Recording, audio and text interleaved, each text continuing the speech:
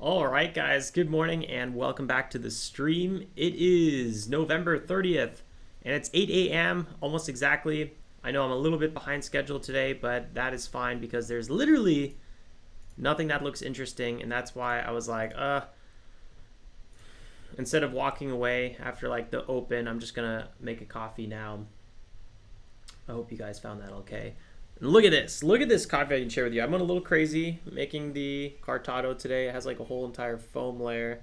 It looks a little bit explosive, I'm not going to lie. I overfilled it too much. And then I got a little bit of gingerbread here, which in German is called Lebkuchen, which I wish you guys can smell this right now. If you like Lebkuchen, this is crack. This is really good stuff. Usually I don't eat sweets till after dinner, and then maybe, but it is Christmas. I'm giving myself a little leeway here, especially in these slow markets. We gotta give ourselves some joy. Let me try to figure out how many I'm gonna drink this. Wow.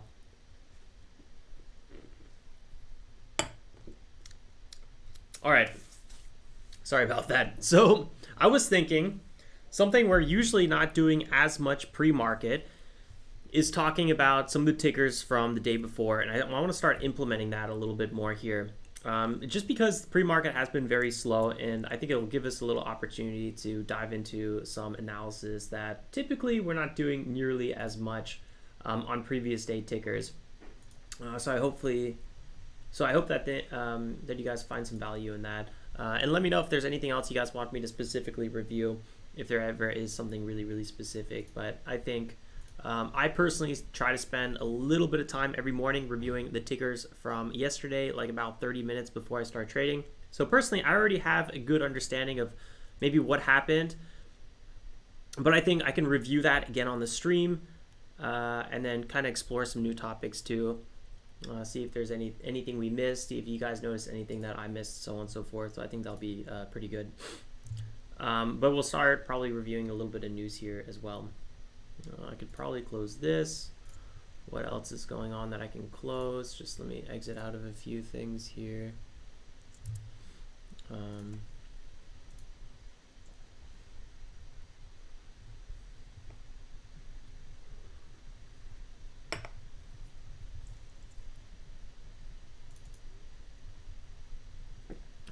Tiger from our Discord is down with COVID, unfortunately, right now. Hopefully you get better, Tiger. And good to see everyone else, though. Tarpon, Corey, Omar, Dots, Ken, Cash Grinder, Jim, Mason, everyone in the Discord this morning as well. David. I gotta say, right now, coin is really looking like it's bottoming out quite a bit. I wouldn't be surprised if we had a rally coming up at some point. Technically, coin had a retest of 44.5, and it's in a little bit of a 5-minute front-side trend, maybe a multi-day slight front-side trend.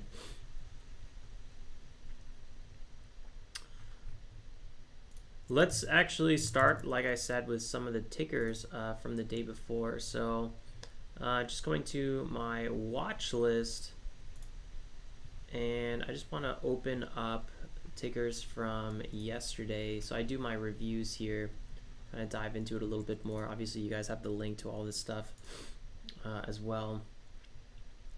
Yesterday just wasn't really the best day for me. I just kind of, the more I traded, the more I got red, kind of one of those days. So hopefully we can clean up a little bit today. Yeah, you can really see it. I was up $16 and I just kept on giving back. So let's go to these tickers. We had COSM.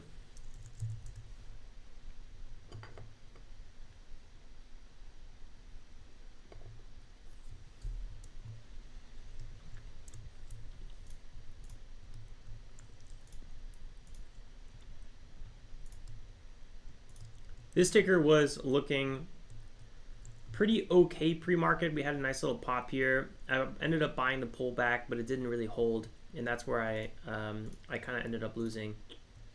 On the daily, though, we are on a multi-day run on COSM.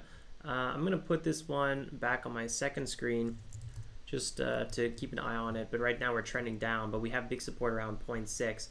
We're on a nice little front side trend. Like I said, right now we're around 0.65.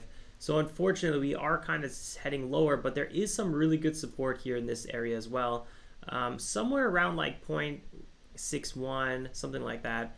You can see we even had some retests in this zone previously. I just don't think it's as significant, but you know what? I'll just mark 0.6 just for reference, and you guys will see in a second how well this area held. It is a sub dollar, so I'm not crazy about sub dollars. It's a classic small cap with these really nice stats. Shares outstanding maybe a little bit higher than ideal, but anything under 100,000 is usually pretty nice. Ideally like 10 million, or you hear I meant to say 100 million, so ideally under 10 million.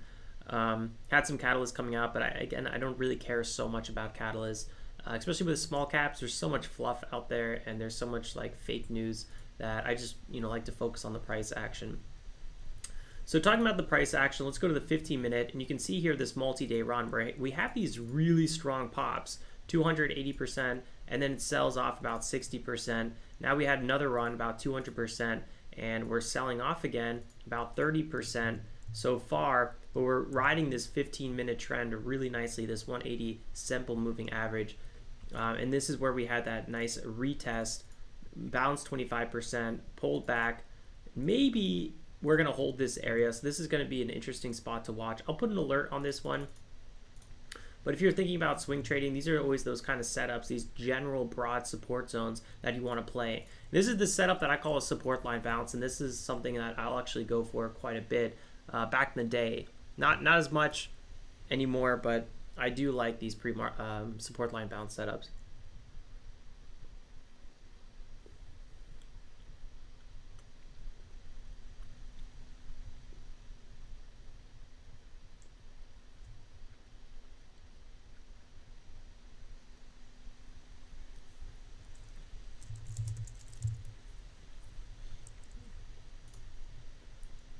So let's just dive in one more time. Here's the 5-minute chart, and then here's the 1 minute, and you can see how we actually ended up breaking back above VWAP. Now, these VWAP plays, guys, are so significant. I really want to get more aggressive on those myself. Usually I do, but yesterday, you guys know I was a little bit disappointed with my trading yesterday, and that's because I didn't trade the VWAP like I should have. So for example, here we broke below it and then we popped back above it. I mean, this wasn't an amazing setup because we're overall in a downtrend, and I was expecting this downtrend to continue, and it did. This downtrend did continue. The thing is, for this little period of time, we had a nice break back above VWAP. Volume is not so bad here, and I should have traded with this pullback. I should have traded this pullback, and eventually it did rip. And I don't want to be chasing these setups so much in this market because it eventually did sell off. So not really nice. And yeah, I agree with Corey totally. Yesterday was super, super ugly. But yeah, there's opportunities. So I did a few trades where there was no continuation, but I actually missed the one that I really liked that setup on. So that was a little bit annoying.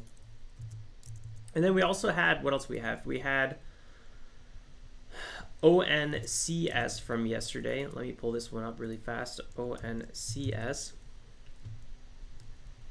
So I didn't do as much trading on this one. But still, just another red ticker for me. I didn't trade any of this. Volume was fairly light here, but maybe a possibility to trade. I ended up trading this move, which I was green on for a bit.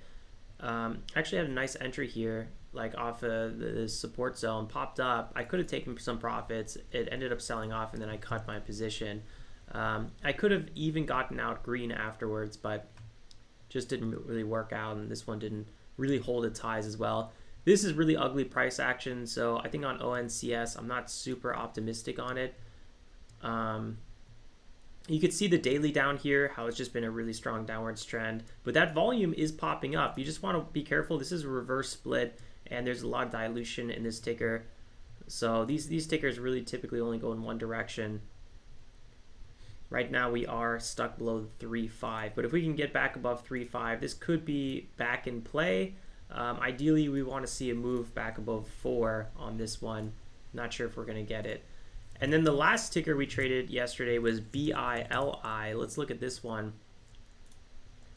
This one's actually pretty cool because it's still maintaining that front side trend. It even got new price target news.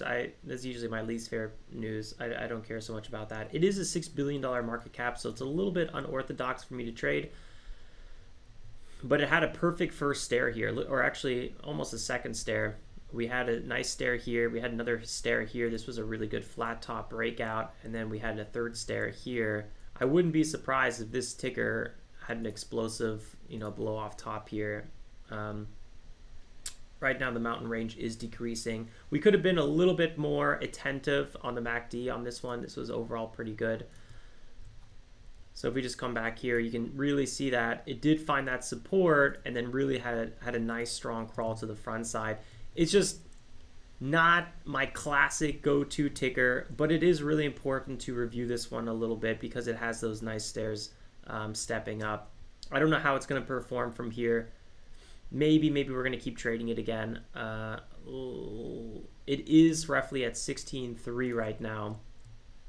And you can see we're at that huge double top zone right here around 16.8. So let me actually go to the daily and see what other double tops we have now. So here we go, $16, $17, very, very critical zone. So I'll just kind of put an alert here. Let's go back to the 1 minute, see how this one looks. So you can see we tried to break above it. We actually did. We pulled back, and now we're selling off again. So this 16.8 zone is really critical for BILI, and it is on a pretty healthy front side. And if you go to the daily, we do have that good upside potential to about 20 before that 180 SMA comes in really hot and this big gap down happens. So, we have some upside potential on this ticker for sure. Let me just go ahead and mark this $22 zone, and then again right here around like 18 or so, it seems like there's another major support zone. So yeah, those are some spots I'm going to be looking for. Had a nice little bounce, maybe again here at like 20 or so, but we'll keep an eye on Bili. Right now it seems like all we're looking at is gappers from yesterday.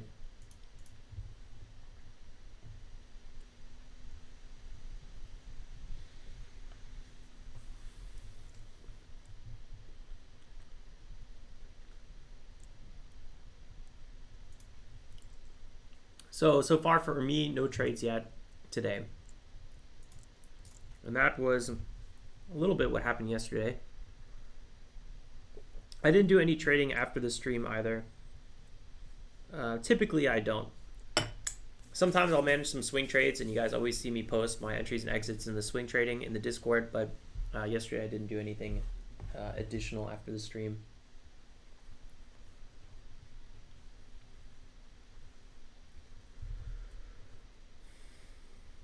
Do I trade before the 2:30 p.m. news? Sometimes I'll trade in anticipation of news, but quite rarely. I usually trade after the news comes out. So what you're talking about, I suppose, today is the Fed speaking at 2:30. Let me quickly make sure I have the right time zone in here. UTC.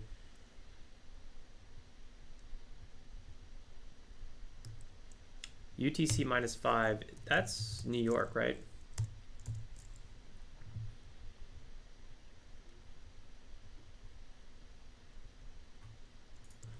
New York UTC. Yeah. So it actually says 1:30 today. I thought they were speaking at 2:30, the Fed. Okay, so I definitely want to watch out for that today. And then at 8:30, we have the growth rate coming out, and at 10 we have job openings. I think the growth rate and employment change are going to be pretty important. The employment change actually just came out, so the SPY should be popping if it's positive. Whoa, yeah, there we go.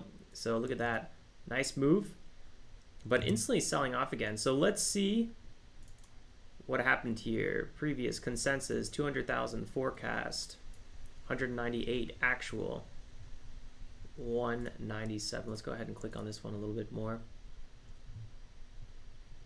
hired 127,000 workers in November compared to 239,000 in Thursday. So it's much lower than expected.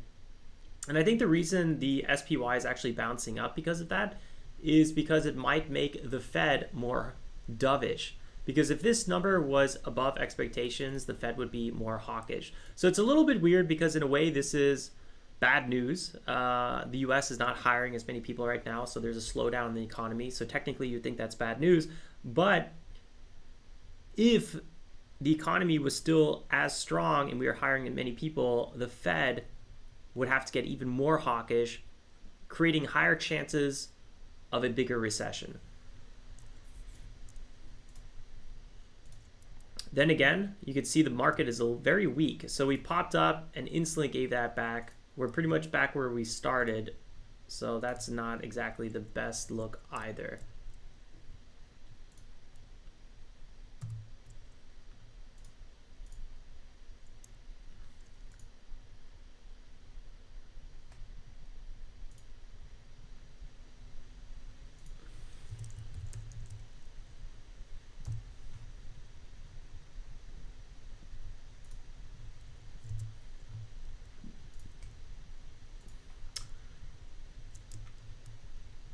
So we have another new ticker popping up today. Let's just go ahead and look at it.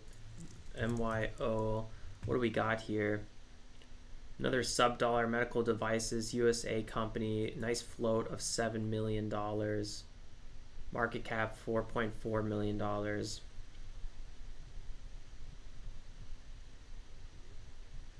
Robotic company. I don't see catalyst on it.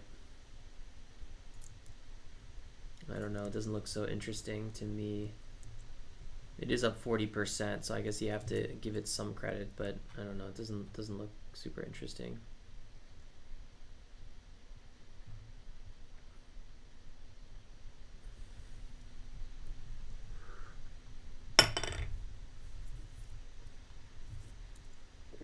Bitcoin slowly moving up on the news as well.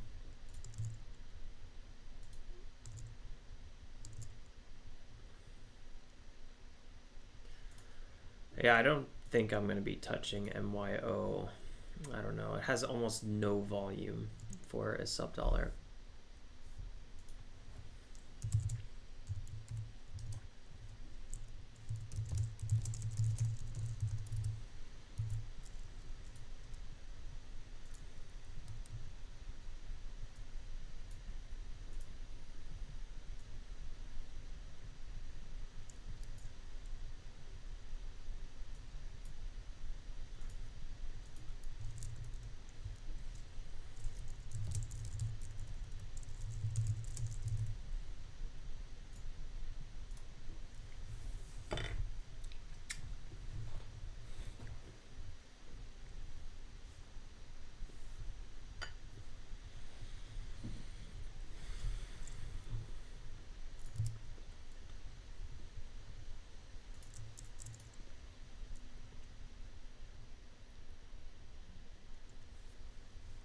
Did anyone watch the game yesterday? U.S. men's national team beat Iran 1-0 in a nail-biter World Cup game yesterday. The U.S. advances to the knockout round and will play the Netherlands on Saturday. To be honest, I actually missed this game yesterday.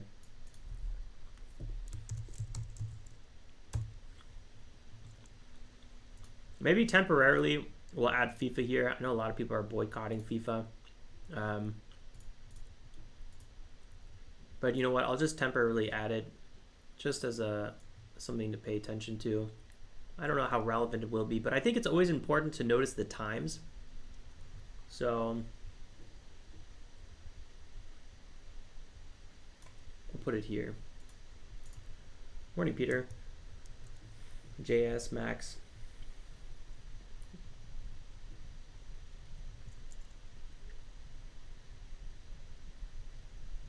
So we had a few great games today. I'm guessing this is my local time. Tunisia, France, Australia, Denmark, Poland, Argentina today as well. That should be interesting. I have a Polish friend and an Argentinian friend. It's perfect. Close friends. Saudi Arabia and Mexico as well.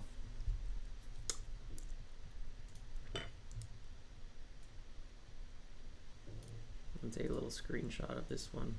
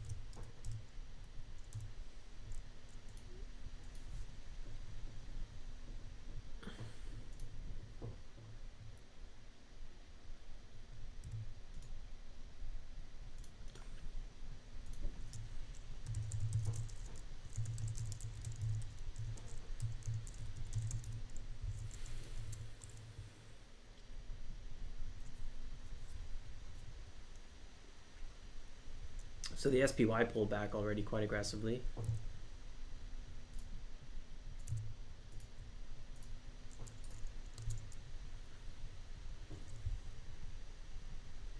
Let's see what's going on in the world. Yesterday the markets were pretty much a scratch.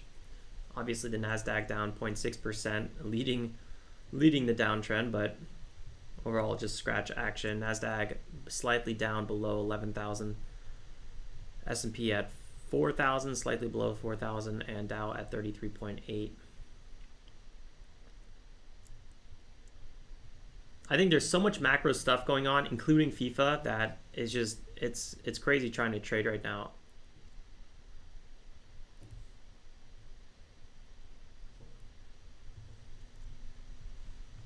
Stocks continue to drop on a day when investors ditch their Bloomberg terminals for a soccer match. That's really what it feels like. Seriously, when the US MNT was playing in the 2010 World Cup, US equities traded plunged 43%, and trading S&P trading fell below 10-day average. Yeah, so volume just really low right now. So yeah, it's a data heavy week. What week is not a data heavy week lately? It's starting to stress me out a little bit here. I feel like every week is super heavy.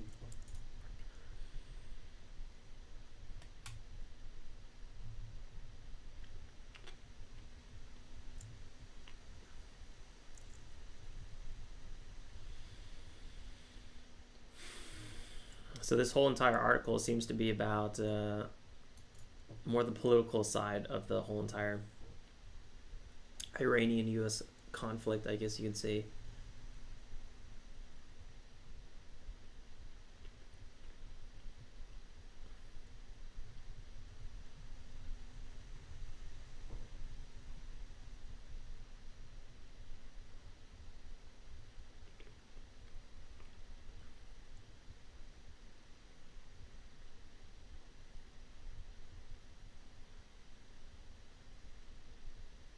This is so ridiculous. An Iranian reporter asked Adams, the soccer player who was black, whether he felt comfortable representing a country that discriminates against black people. Says the Iranian reporter, where you can't even wear some cloth on your head or not wear it on your head, out of all the people asking the question. And also the discrimination in America, I would say, is very isolated.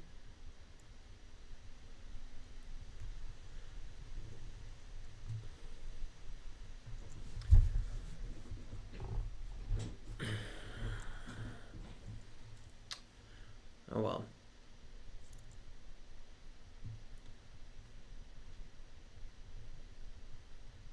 I guess that's what happens when you Get involved in other people's politics.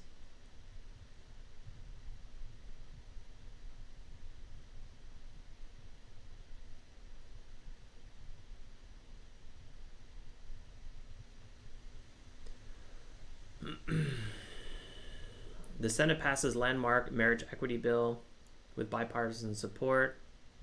That's good.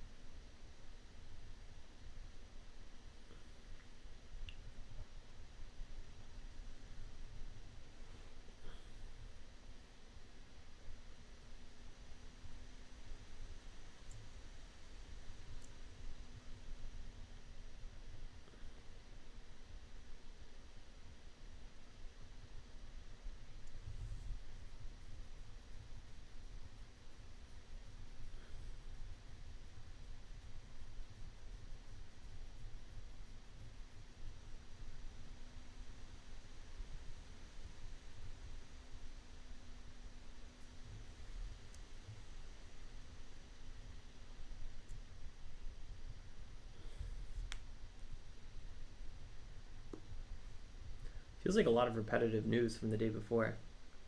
A lot of this we've already read.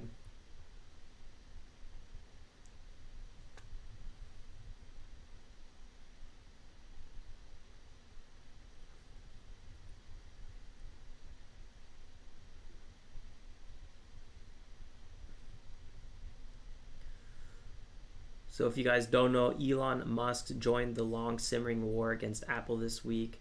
This Twitter CEO alleged that Apple threatened to boot Twitter from its App Store.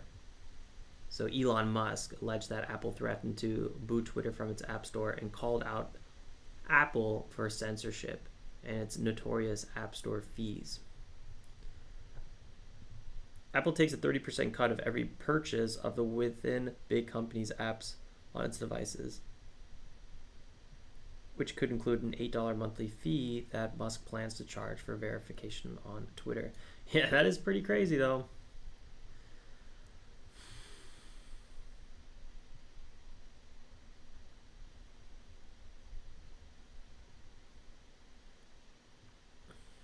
Tim Sweeney, CEO of Fortnite developer Epic Games, sued Apple over the fee in 2020, pretty much lost, and appeared in court this month to appeal the verdict.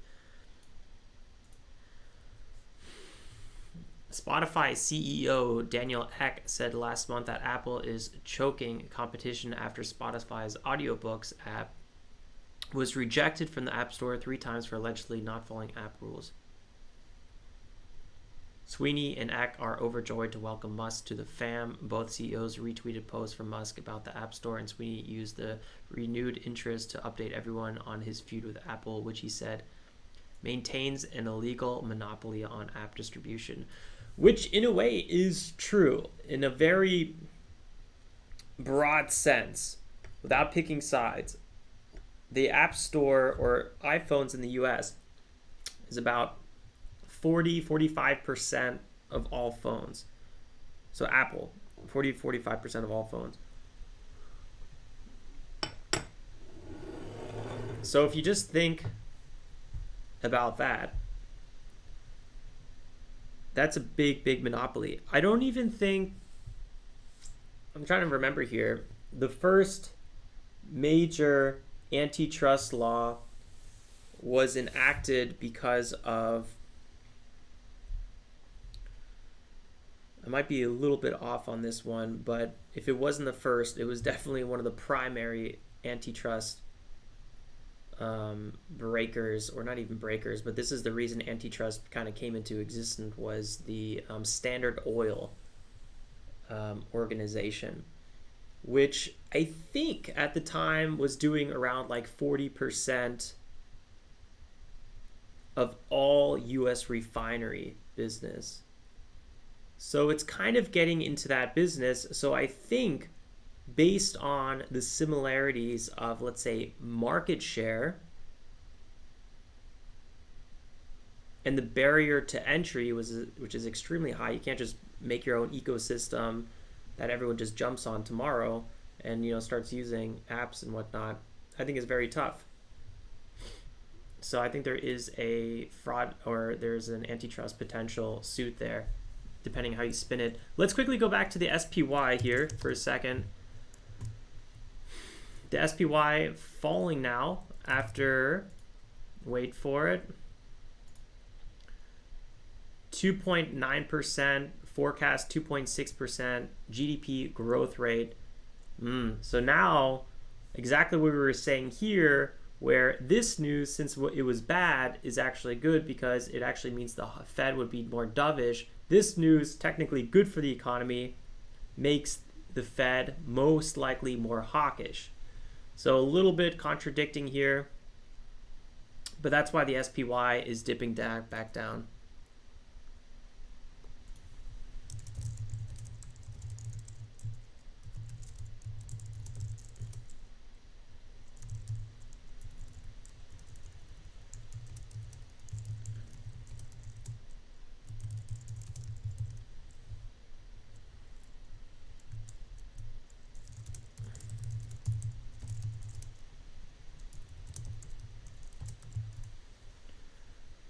Now it's popping back up, doing a little bit of a Colby shake. This is why I don't really trade this kind of news, because I just don't find it. I mean, not just do you have to somehow predict what the actual number is, the price might still do the exact opposite. So I don't really trade news. I'll trade after the news comes out if there's good momentum. Or what I do sometimes, very rarely, is if there's a huge run up, I'll actually take my profits maybe before the news if I'm already long. So a little bit of buy the rumor, sell the news kind of situation. And I think that's always a good strategy. So the next big thing is 10 a.m. We'll probably still be trading then, and then at 1:30 p.m. Fed talks. I'm usually used to more like a 2:30 for the Fed, so that's kind of interesting time period.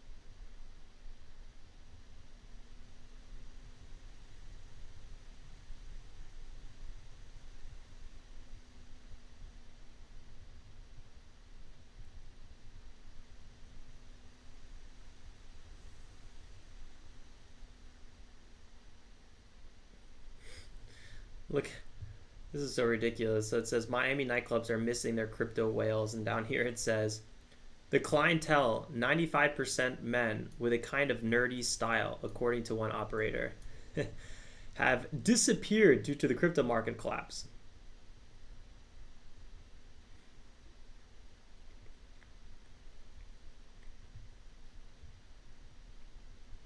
They did 6+ million worth of transactions last year, one club.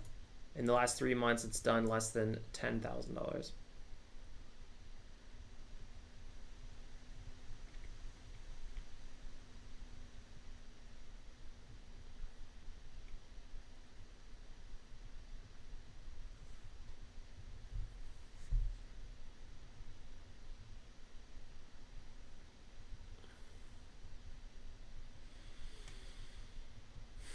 This is kind of sad. Who Americans 15 and older spend their time with?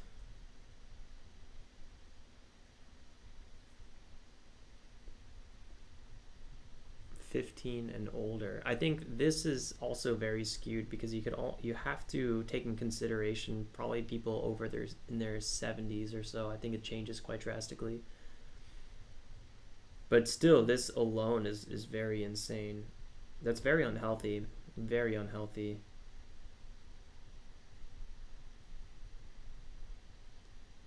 Especially the friends. I mean, obviously companions as well, but I think friends are very important.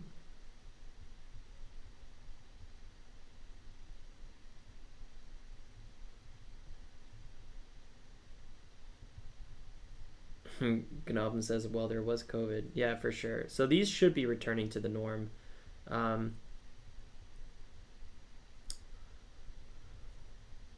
I'm kind of surprised they're not a little bit closer to the norm already. Maybe we got used to not seeing other people.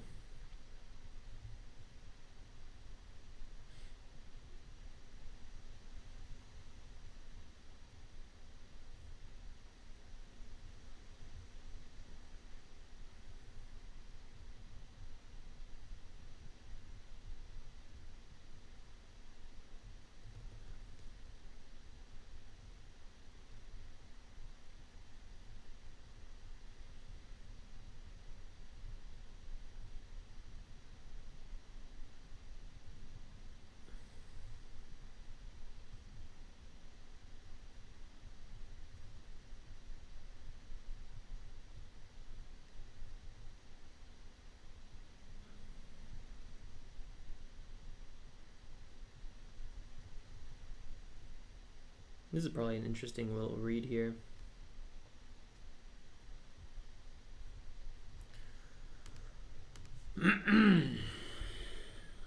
Oh, you guys hear about this with the Oath Keepers? Founders, this is crazy. Stuart Rhodes, another member of the far-right group, were found guilty of CDS conspiracy. This was the most significant case that's resulted from the DOJ's investigation from the Jan 6, 2021 attack on the Capitol. I think they sentenced him 20 years or so, if I'm not mistaken.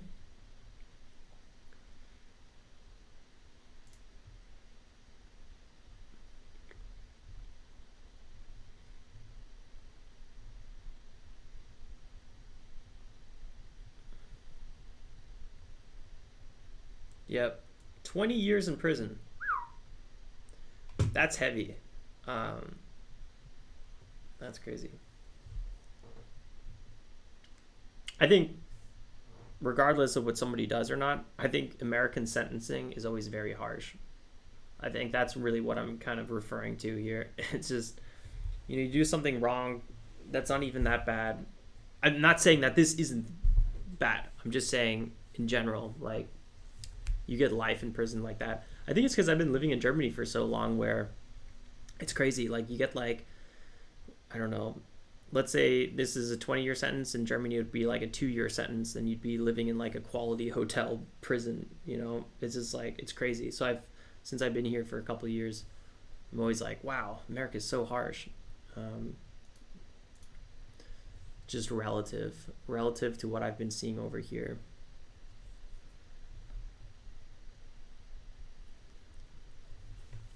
I think both are probably a little bit too extreme in their own directions. Kim Kardashian and Ye finalized their divorce. According to terms, the rapper must pay $200,000 per month in child support to Kardashian. Are you kidding me? Because Kim Kardashian doesn't have enough money herself? That's crazy. $200,000 a month?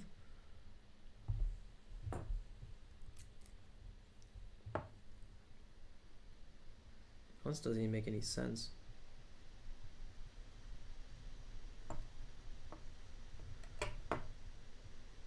Twitter has stopped enforcing its COVID misinformation policy. I don't know what that policy even is, so I can't comment on it. New York City Mayor Eric Adams said the city will move more people with severe mental illness from the streets into hospitals, even if they aren't risking other people. Adams called it a moral obligation to fix crises we saw around us. Sure, that sounds pretty good. Especially in New York City, man. It's always crazy walking the sidewalks in New York City. You see some weird stuff.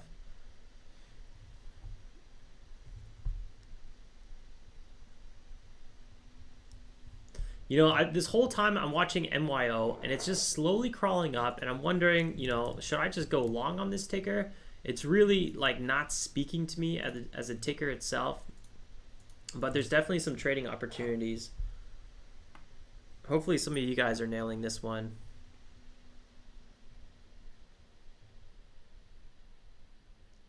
I mean, I'm trying to remain really open-minded and pretty much give anything a try. It's originally the volume that was kind of geeking me out.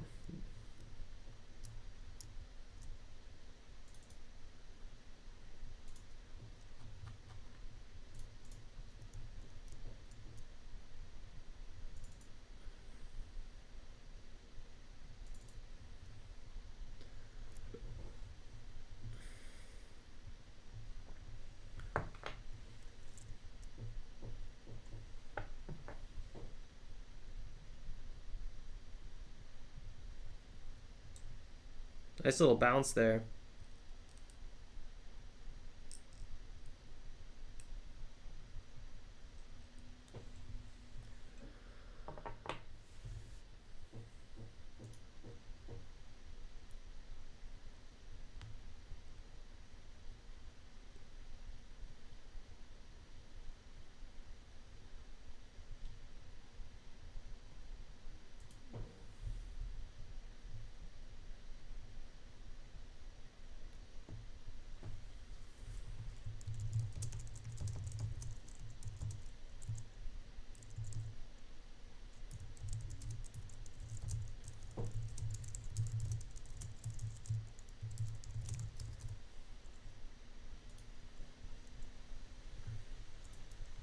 But still a nice little 2% pop. You gotta give it that.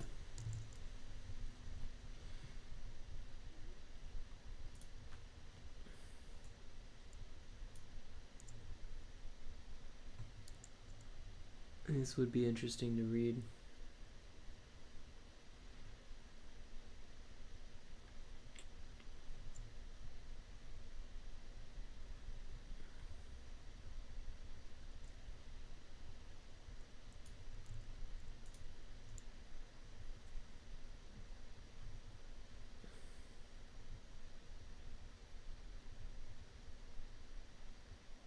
I think I read seedy as seditious. Sorry, guys.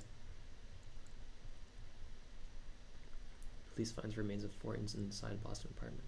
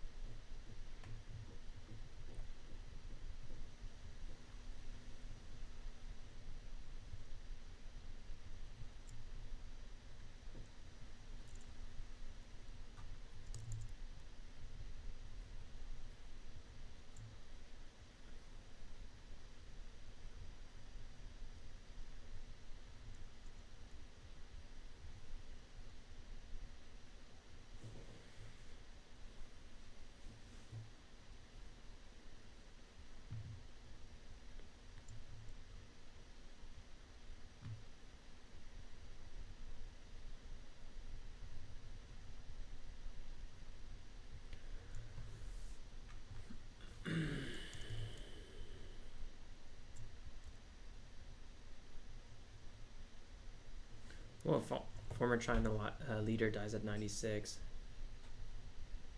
Jiang Zemin.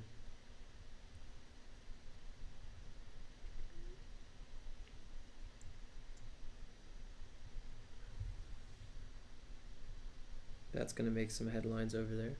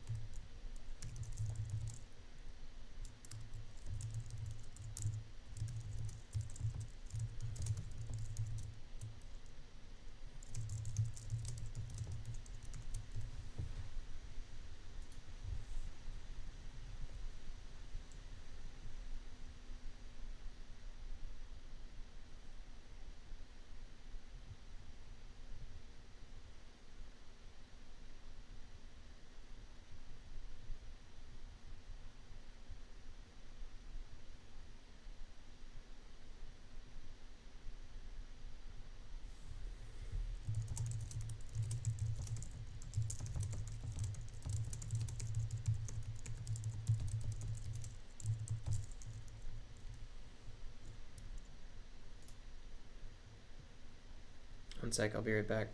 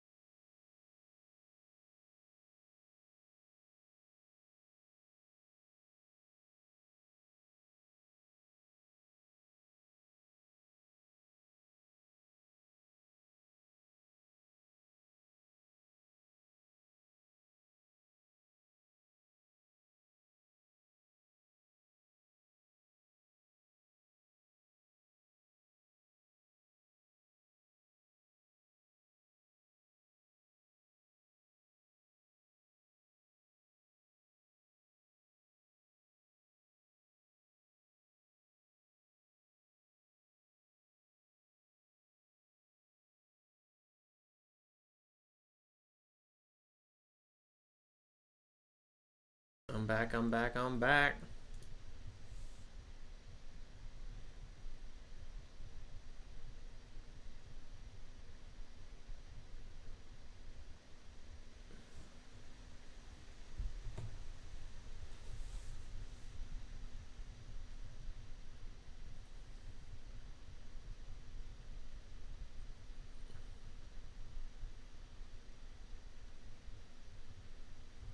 Morning, Matt.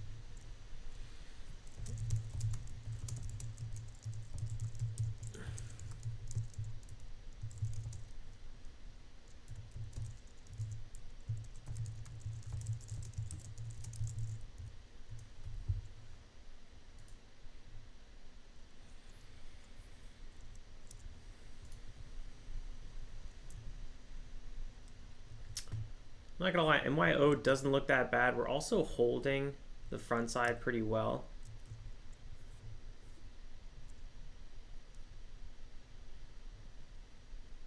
I'm gonna keep watching it here, see if we can get maybe a fill. Yeah, had a really healthy bounce just now.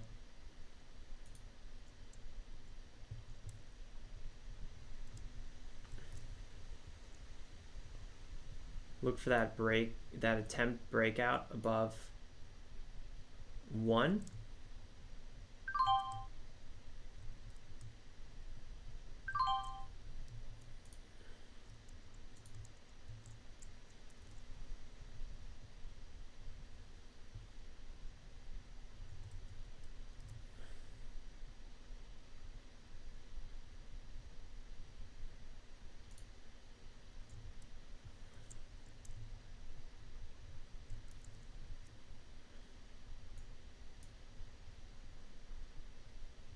Wouldn't be surprised if it had one of those quick wicks down like we've seen before. Something here or here. Here we go. Like I thought. Okay, perfect. Now let's see if this holds. We got some nice support coming in. So far, it's still in a nice little front side. I want to look for that possible break over 98 and into the 1. Very small position size, but I like how the MACD is holding here. With large these sub dollars, I don't want to trade them like I typically trade. I want to do a little bit more anticipation trading, hold them a little bit longer, a little bit like I will trade a large cap. Allow for a little bit more wiggle room.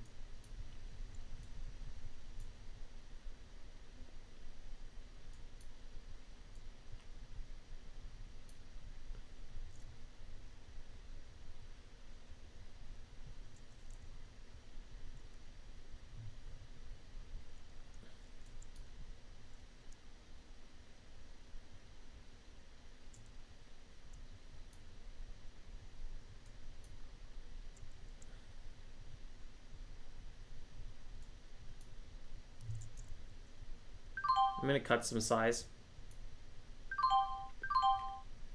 And if it does have one of these quick pullbacks, I would like to maybe buy a little bit more in this one. We're down to 32, still some selling pressure. I'm just going to cut the rest of the size. Very small position, small loss, no biggie. Let's keep watching it. We're having one of these bigger pullbacks like we saw before.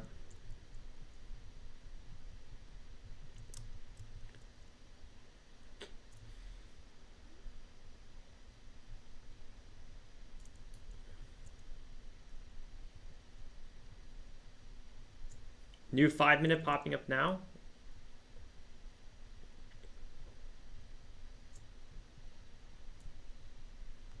I caught at 936. Wow, it's already 8:55. How crazy.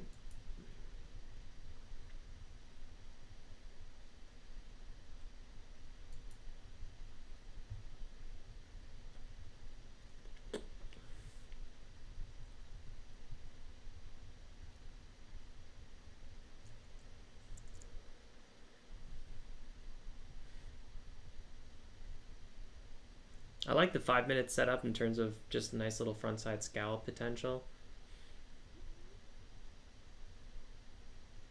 I don't want to chase this ticker near the high, so if anything, I would be trading it with anticipation a bit more.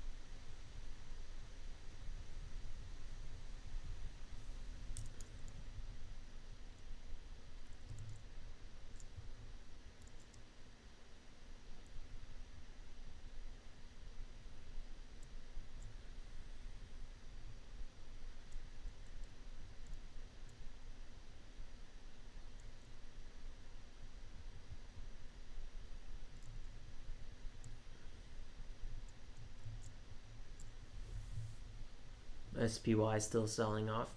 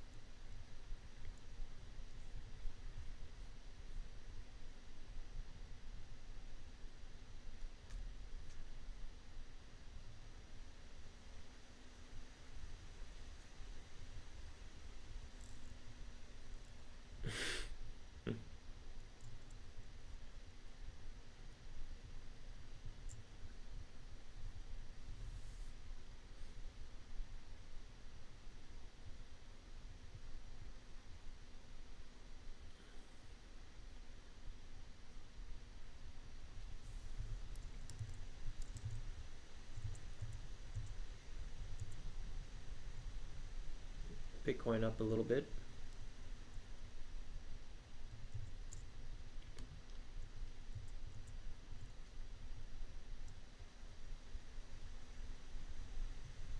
Apple down 6.5% in the last 7 days. It's quite significant.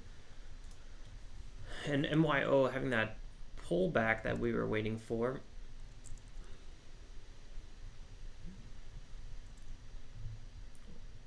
All the way down to 912 roughly.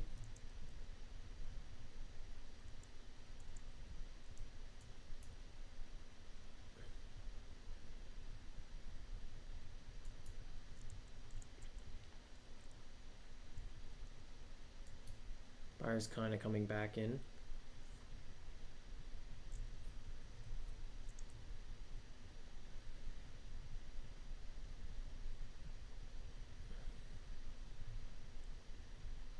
Back at 9.2, 9.1.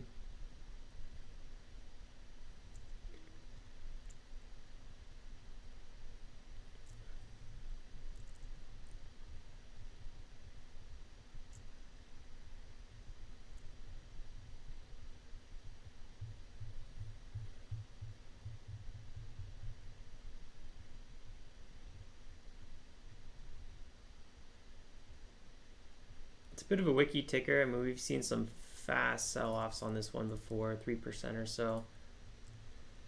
So I feel like if you want to manage your risk on it, you just have to wait for a little bit bigger of a pullback.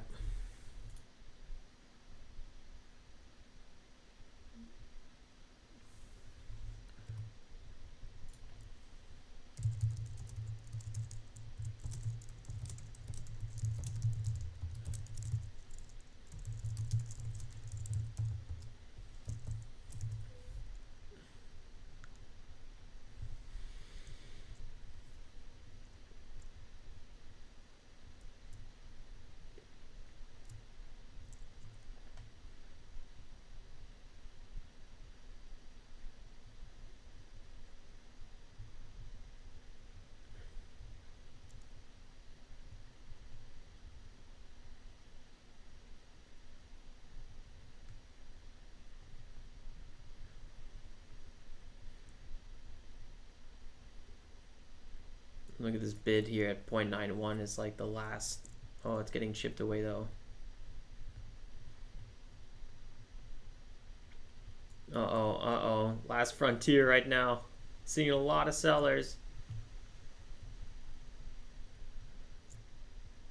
Ooh.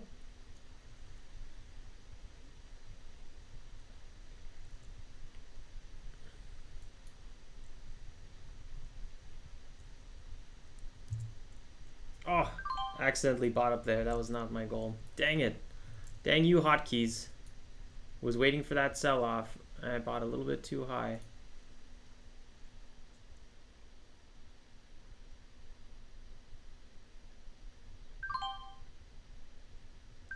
Cutting the position. Hopefully I can get a re-entry down here.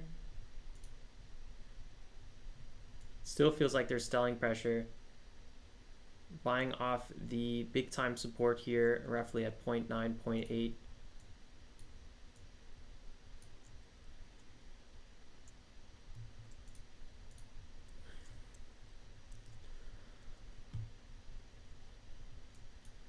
No, still pull back. There we go. There's that seller we were looking for.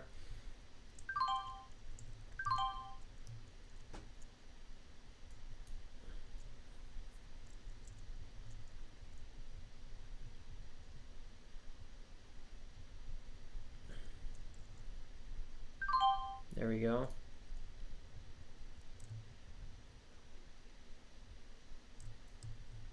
A little bit of a slow. Oh, I didn't even get my size in. I wanted like 5,000 shares. Using way too light size. Oh well. It's a sub-dollar. I typically don't trade these tickers, so I guess I'll take my little tiny size trade.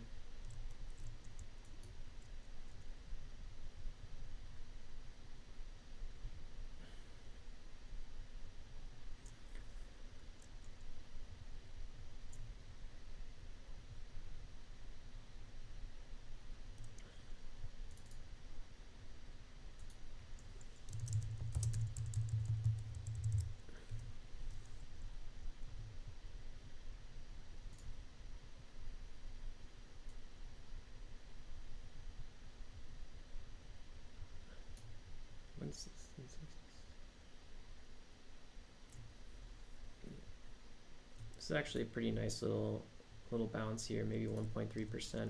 Can't really ask for much more.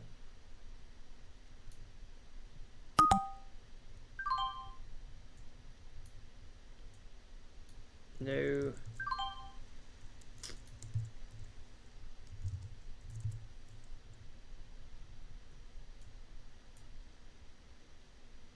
All right, out.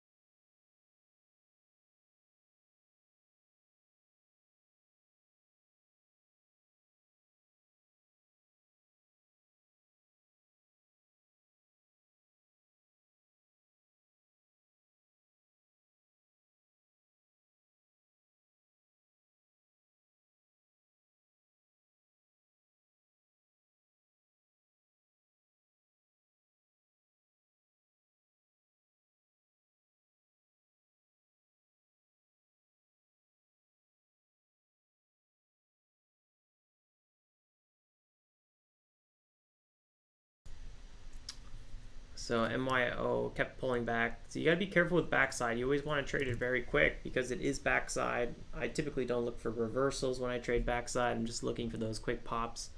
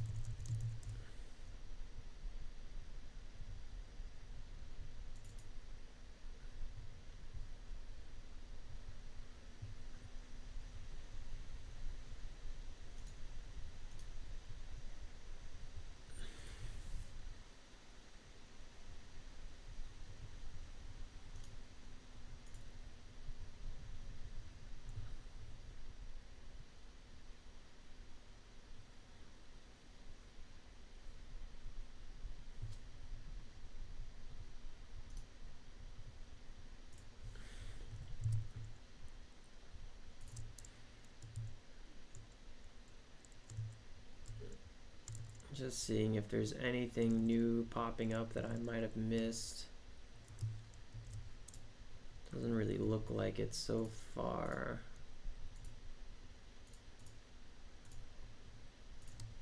Looks like MYO could be finding some support, but it's really not looking too interesting to trade. Bitcoin kind of coming back as well. Bitcoin slowly inching its way back up. Coins in a little bit of a front side trend. SPY was up on the initial news.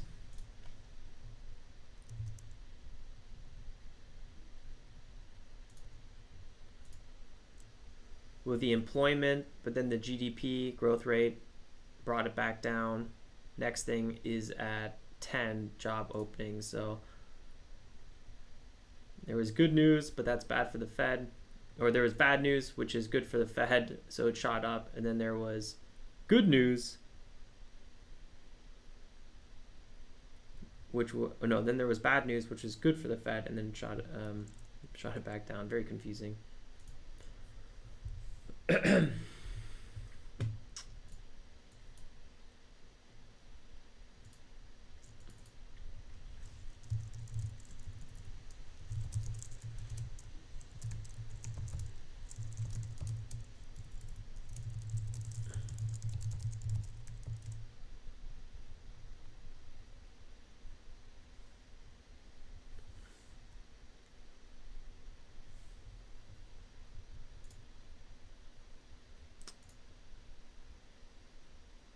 I'll be right back.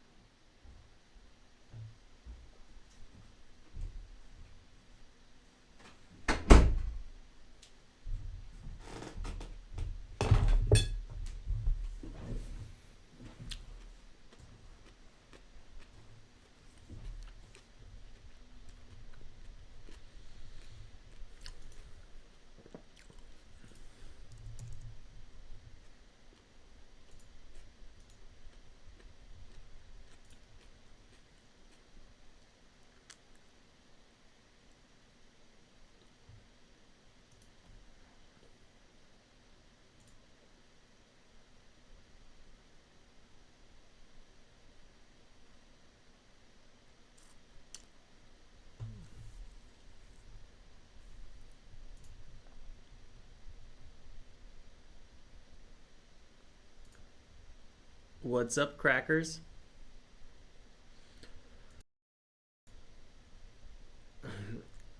Beep, beep, beep. Guys, I'm never on mute.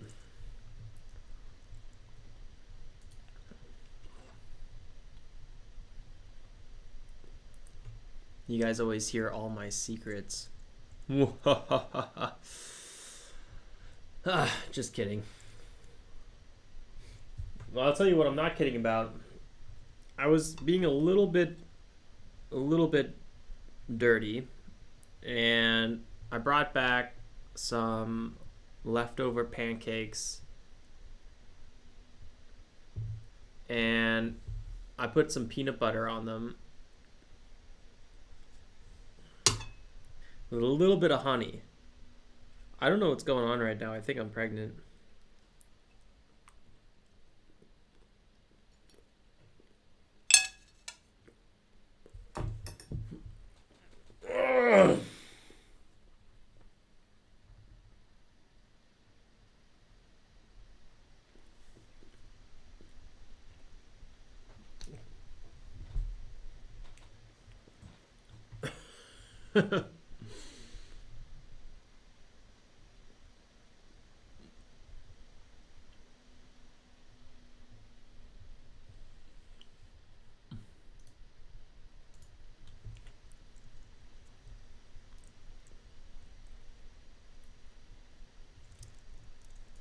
And you know I don't like submarines. What do you mean by submarines? Let's see, AGLE. Oh yeah, this ticker does look like a submarine. It just dipped on under VWAP. VWAP's the water line. Yeah, look at this nasty little bugger.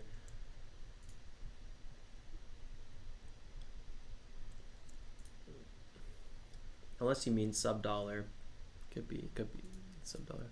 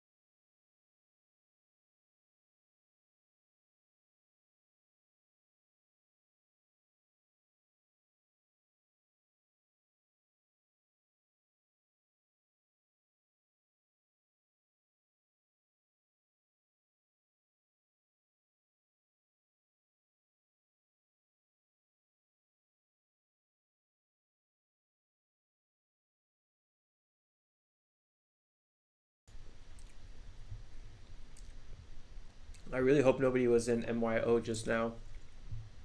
That was nasty.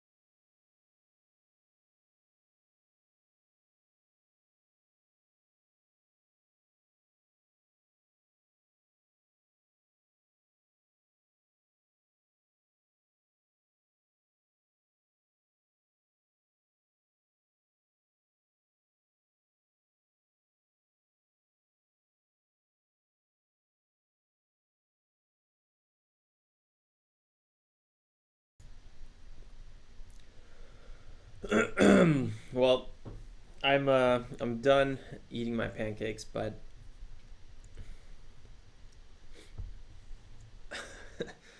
once I'm done cleaning my mouth, I feel like I got peanut butter everywhere. I'll come back.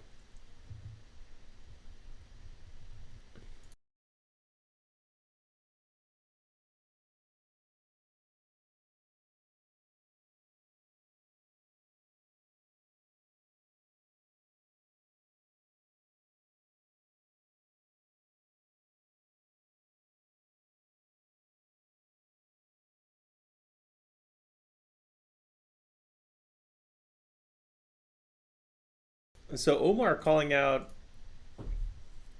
ONCS over here, man. This ticker looks like a whole evening full of bad decisions. Freaking, what is that? 20, 15% pullback? Yeah, more like a 15%. 40 cents a share on a $3.20 stock.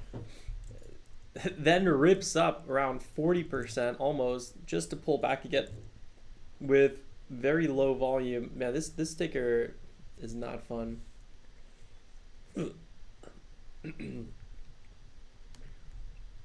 Announces pricing, public offering. Yeah.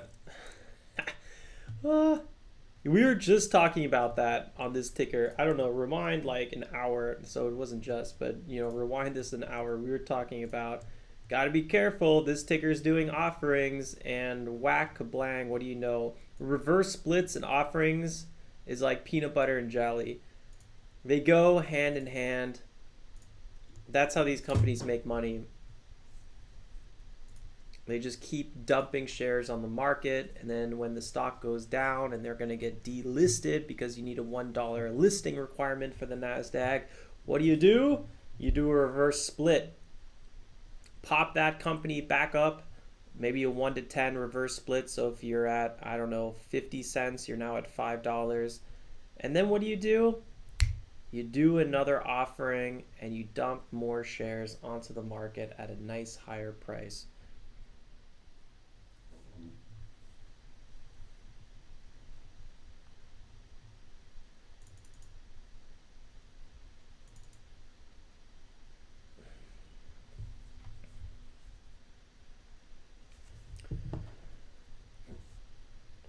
All right, guys, we got another 6 minutes. 6 minutes and 20 seconds before the market opens. Yeah, Tom's over here saying no trades yet. Usually not a good sign. That's true. Yesterday, I also didn't do any trades until the market opened or like right before it. And yesterday was a really bad day for me. So I just gotta be patient, wait for tickers, to do some sort of good setup. Otherwise, no trading. Always a little bit easier said than done. Sometimes I can do it pretty good. Other times I do trip over myself a little bit. Like I guess I did with MYO, but I thought there was a little bit of potential here for, one of these quick pullbacks and then pop higher. I wanted to sell on that pop, but it never happened.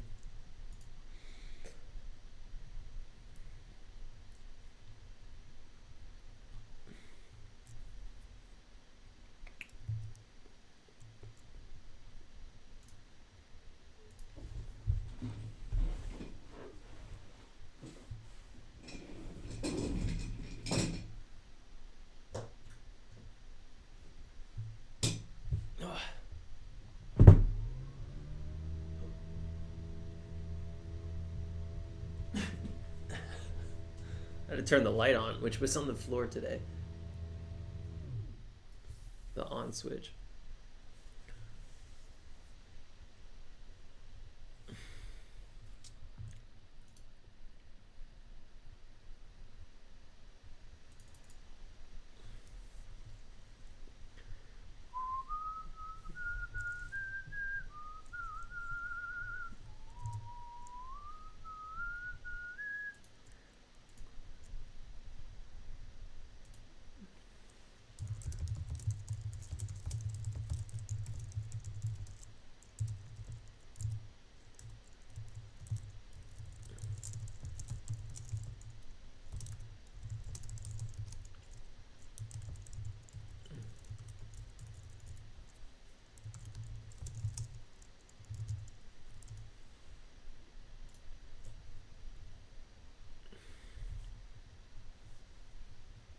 Maybe MYO will pop back above VWAP. Maybe it'll give us some more trading opportunities. Technically, BILI from yesterday, which we reviewed earlier, will give us some opportunities as well.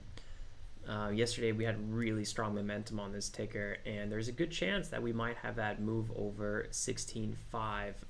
We technically already did, but we pulled back lower. So I think Bili could be a good play.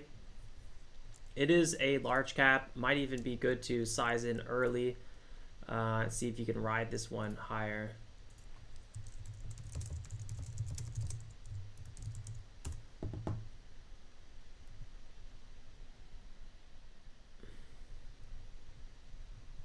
It's not going to be a super orthodox trade on Bili if we do go for that one.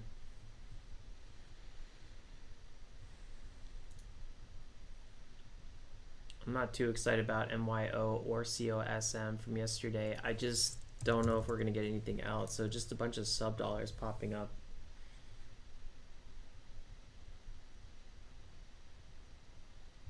Right side of my nose hurts a little bit for some reason. Did I do anything that would cause that? Maybe.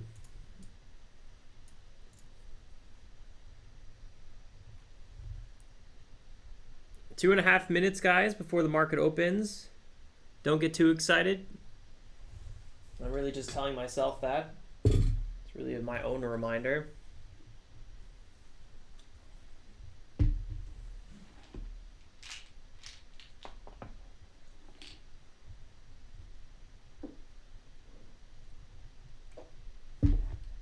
Bili back at VWAP. Darn you, Bili. You're not supposed to move yet. Not that it cares what I want, but hey, look at this one. It's pumping. It's chugging along, guys. Slow but surely. We got to keep an eye out for 10 a.m. and at 1:30 p.m. And I always talk about Eastern Standard Time on this channel. So if you guys are ever wondering, Alex, what time zone? It's always Eastern Standard. We trade the U.S. market, so we just talk Eastern Standard.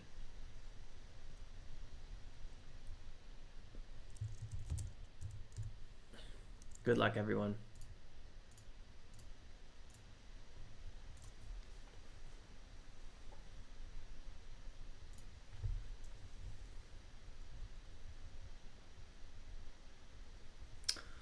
Not so much, John. This is going to be my second total scratch month, I believe. I don't know, up a couple hundred, I think. It really wasn't too eventful. Swing trading, I made more this month, like 15,000. But that's going to be subtracted quite a bit next month due to some options that didn't go so well. But overall in the green, just slow. It's a grind. But if you ever want to see all my exact stats, just go over to tradejournal.co/Winkler and you can check them all out yourself. All right, guys, 30 more seconds before the market opens. Good luck, everyone. Time of 4 is a day. 1,000 shares ready to go. Obviously, if I trade MYO, I'll probably want to size up more, but I don't really want to trade this ticker. But I'll trade whatever's in front of our eyes that looks really, really good. Right now, nothing looks really, really good, so patience. Good luck.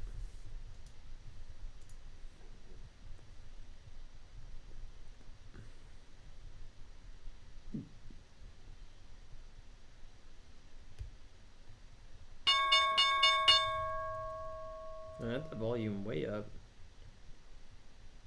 Bili pushing it. MYO also above VWAP. Kind of interesting. Nice move here on Bili. Wow. What a move. 2% already.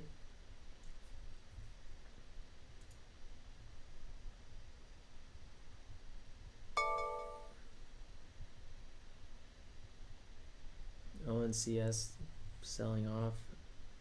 MYO kind of struggling. Bili actually doing all right, so we called this one out good. But somehow I never found that opportunity to trade it. Would have had to trade it maybe pre-market and hold into the open. It is a large cap, so you do want to trade it a little bit differently than our classic small caps. Hitting some major resistance right now at 16.6. I feel like it might have a big double top here. And then maybe it's going to pull back maybe fill the gap and then continue, but actually right now it's not. So right now it's still very strong. Good 5-minute breakout. We're on minute 1 after the market opened.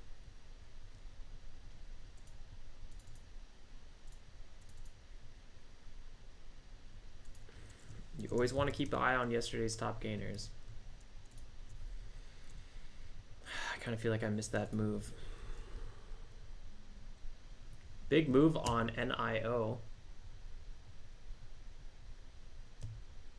A lot of volume. Xpev as well. Look at that volume on this ticker.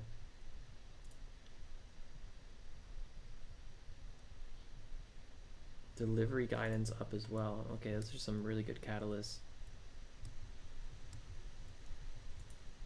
Wow, look at that. 22% up so far today.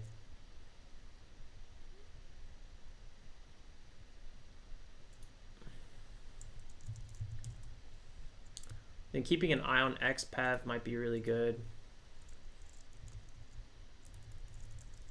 Same with NIO. Just see if we can get some accumulation on these tickers. Right now they're still very strong.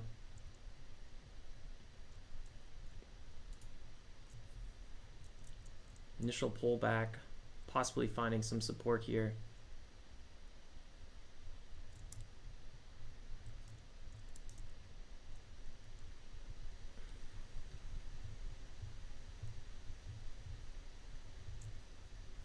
Pulling back. Big resistance right above.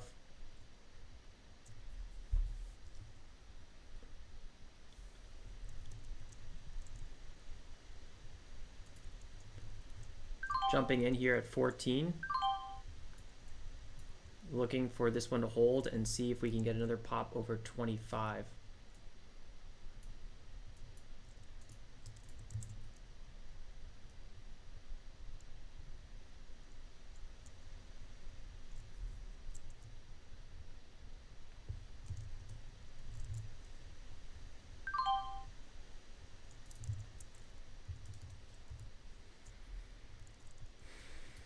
Still good momentum on this ticker. I bought a little bit too soon, but I like to see the power coming in here. NIO is still popping as well. Looking for that move back over at least 25. Taking some profits off the table. A little win there, not the biggest size. Look at NYO, by the way, guys. What is going on with this ticker? Holy macaroons. This ticker's up 14%. Obviously, Xpev is up more, but really strong, holding so well. New 5-minute coming up in a minute. I just want to be a little bit aware of that.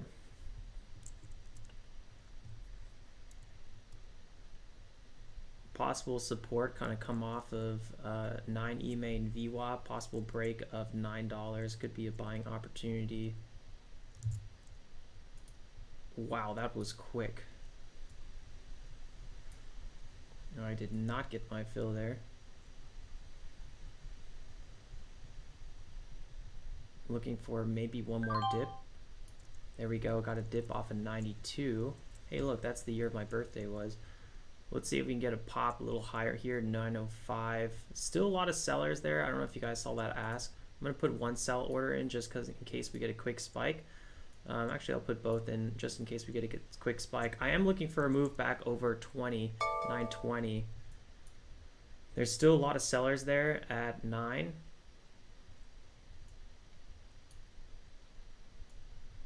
I'm gonna cut some size here. It's still struggling quite a bit. Cut. A little unfortunate. I thought we were gonna get a bit more of a pop.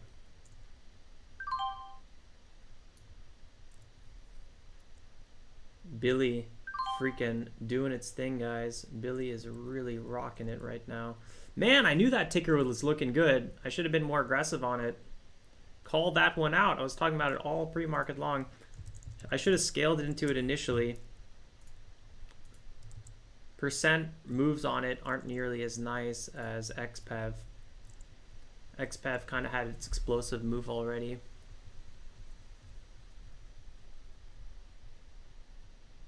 MYO is still selling off, doesn't look too interesting. Look, there's literally a ticker called Woof. My God. Nice pullback on NIO. Good move on Xpev. Had the right idea. Sold a little bit too soon. Volume falling off on Xpev. Same with NIO. Same with Bili. Just got to be careful here.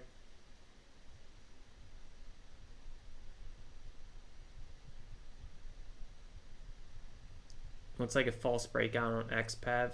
It's crawling down the former 5-minute right now. Just got to be careful about that. Still up quite a bit.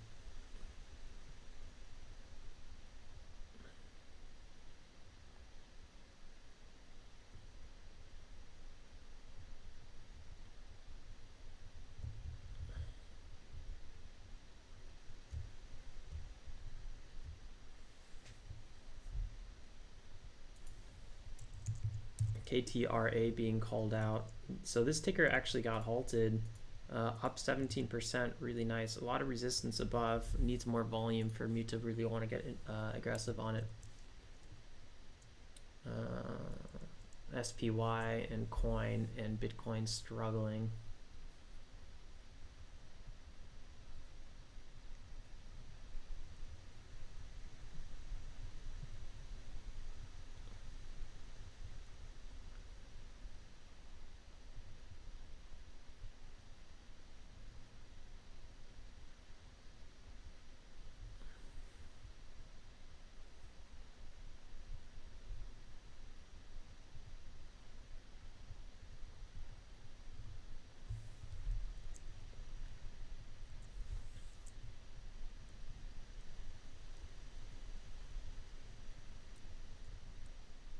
SPY still selling off. Bili looking, it's coming down a little bit. Same with NIO and Xpev.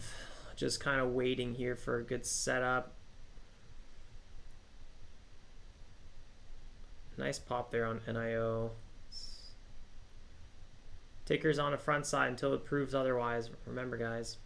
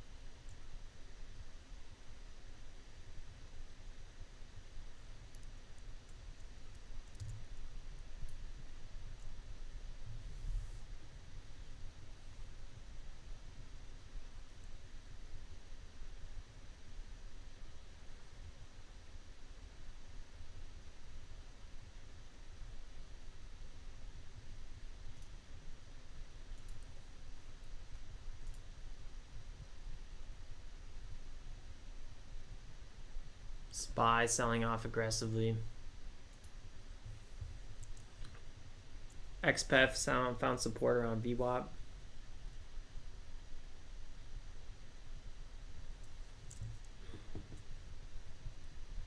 NIO is probably the best ticker we have right now. The volume on NIO is actually really good. Just fairly high at this point in one consistent swoop. So I feel like the downside risk on this ticker is higher than the upside potential, which is a little uncomfortable, especially for a large company that a lot of people look at.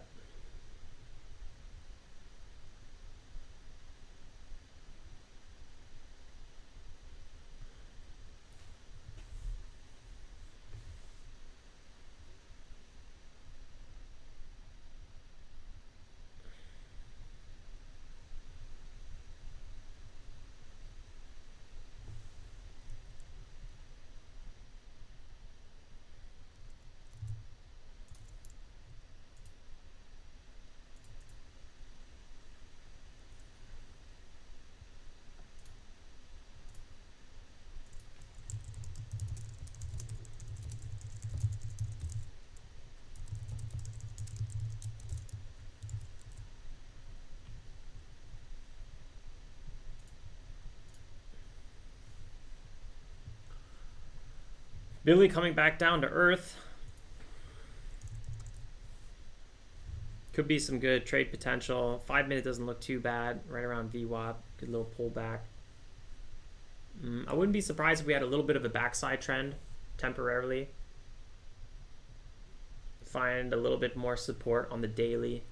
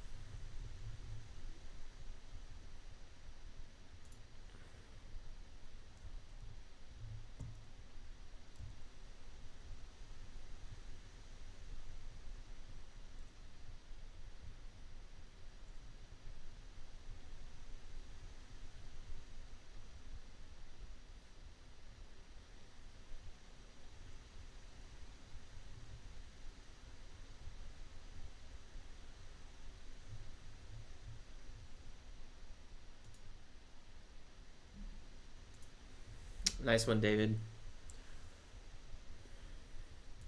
Yeah, I think Xpev had a really good setup. I could have milked it a little bit more for sure. Slightly green on it.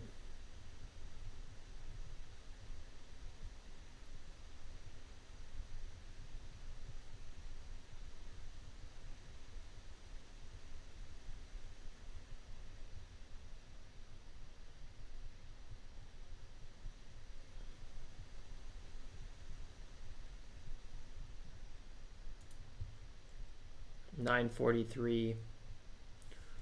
All right, guys, remember we got some exciting stuff going on. We got job openings at 10 a.m. and then Fed speaking at 1:30 p.m. So just keep that in mind. Might get a little bit cray. Yeah, the SPY, I was actually looking at this the whole time too. It really is all over the place. Actually, talking about the SPY, zooming in on this little booger, you got to be really careful right now because it did break that overall trend line. We have seen some breaks of the 9 EMA before, but we had a failed breakout here over the 180 SMA and a failed breakout over here.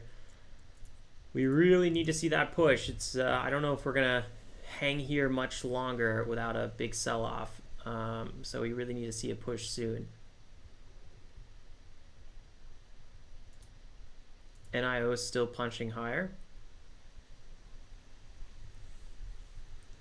Definitely feels a little bit hectic to be trading in this area on NIO. 12.3, good little upside potential. Then we get a huge double top zone. CRBP being called out from boss. CRBP. Classic sub dollar. Classic submarine, as Regio says. I'm gonna start calling these submarines too. Although that almost sounds too good for what these tickers are.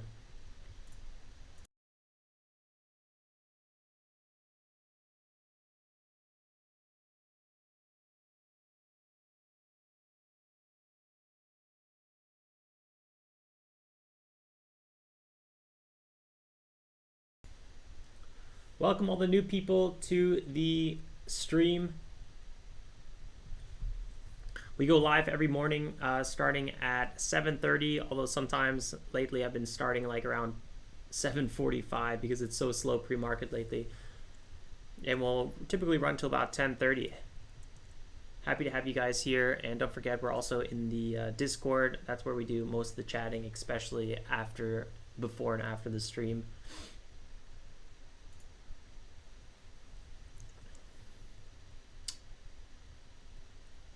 But if you are new over here, Thanks for stopping by. Don't forget to subscribe.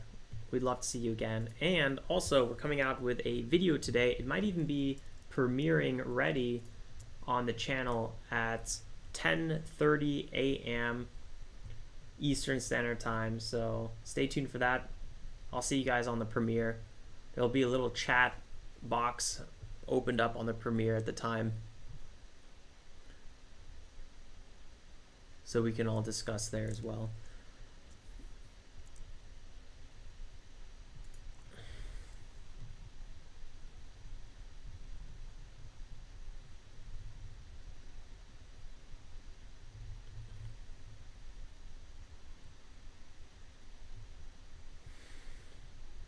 This company is called Workday. It's a very weird name for a company. NIO is still grinding higher, big resistance at 1230. Maybe we'll break that. I'm just not so comfortable about trading that company right now. Xpev almost at 30% here. I gotta say, this ticker is really rocketing right now. Another one of these more large caps that just feels a bit extended, $8 billion market cap. Just makes me a little bit uncomfortable. But it is really good seeing that these large caps are starting to make a rounded bottom and start crawling higher again. I think we have some really nice opportunities across the board on a lot of these companies, so I'm actually quite excited.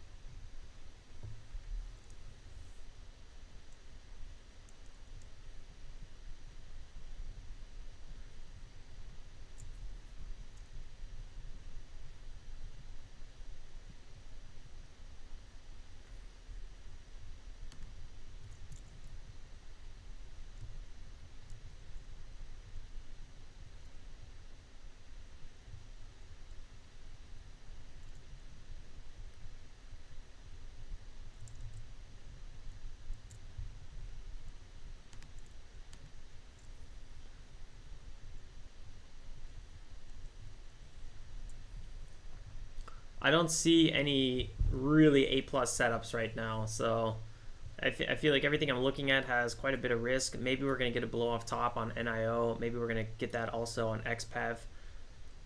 I just feel like chasing in these zones is a little bit of a recipe for disaster for me.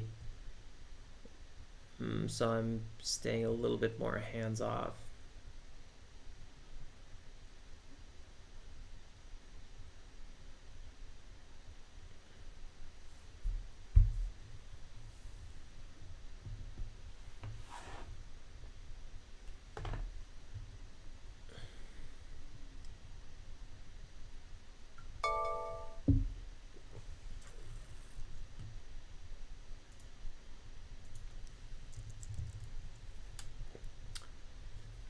COSM officially pooped the bed. Now, remember, we were talking about this one pre-market today, where it's still on a very nice uptrend, holding this 180 SMA. The problem is we had a double bottom here. This is a triple bottom, and so far it did not hold, breaking it with pretty okay volume. We'll see how much this adds up. It doesn't look good for now. We'll see if we get a move back above this zone, and then it could be in play for a longer hold.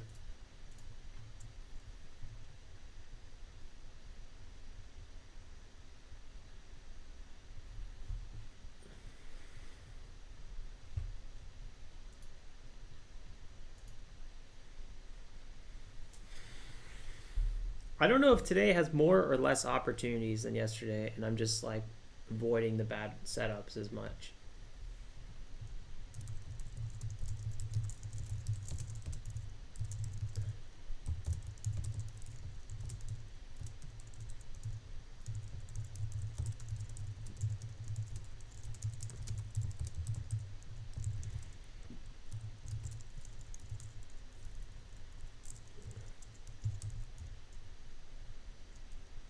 Bili, wow, look at that rip on it. I'm not gonna lie, it keeps surprising me. Definitely got a little bit of FOMO on Bili. Really, this is the one ticker I was talking about. Could be a nice rip all pre-market, but I just didn't trade. Then again, you know, it's only up 5% from the lows pre-market. I just don't think this is one of those tickers I would even properly trade, because I don't think I would have sized up $30,000 on Bili, just because I didn't have that anticipation, or I don't have that conviction behind this ticker, and I didn't really anticipate that it would be moving so slow. So I don't think I would have sized up at all.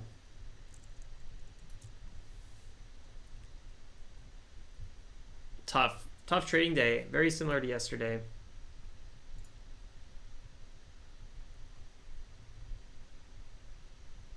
Hoping we'll get some sort of move.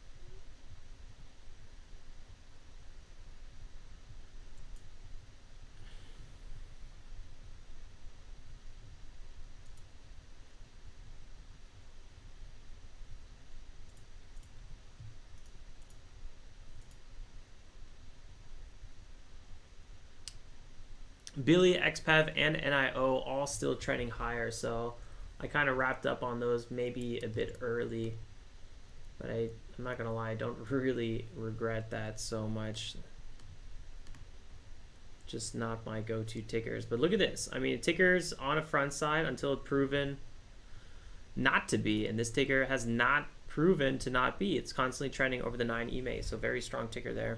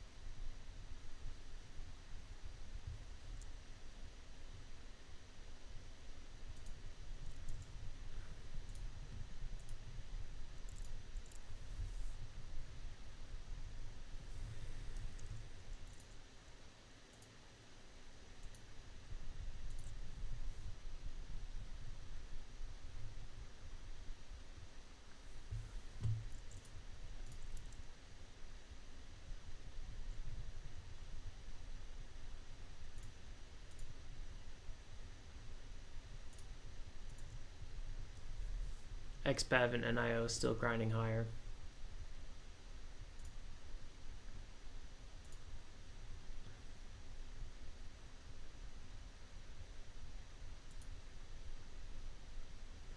The SPY was really tough. I think if you wanted to trade this one today, I'm just commenting on Tom's post here. He was trying to trade the SPY. Really tricky stuff. Yep. Yep, jobs coming out in four minutes. Should get interesting.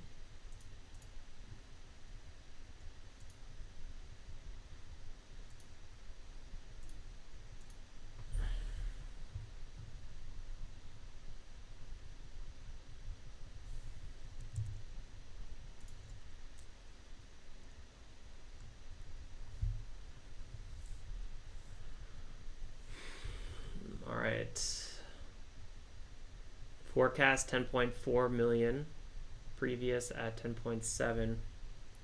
Job openings should be an interesting little push. I'm not really sure how much this will affect the markets. Usually we don't care so much about the job openings, but I feel like lately everyone only cares about macro news, so I don't know. So far the SPY is really undecided. It does seem like it is forming a little bit of support here. 5 minute looks pretty much as hectic as it gets. We'll see. Bili, Neo, Xpev all still crawling higher, so that actually looks pretty good.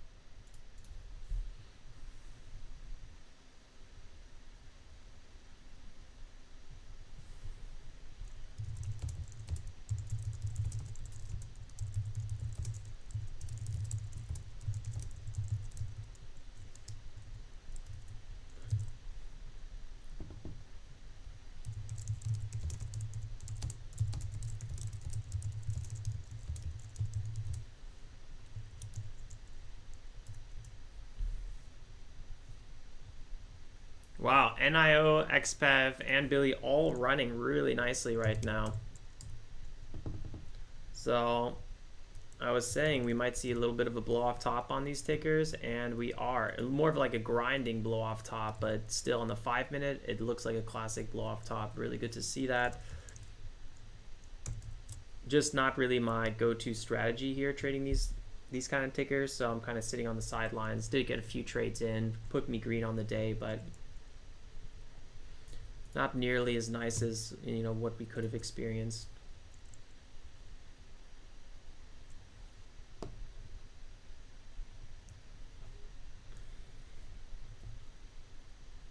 There's the move on SPY. We got another minute though.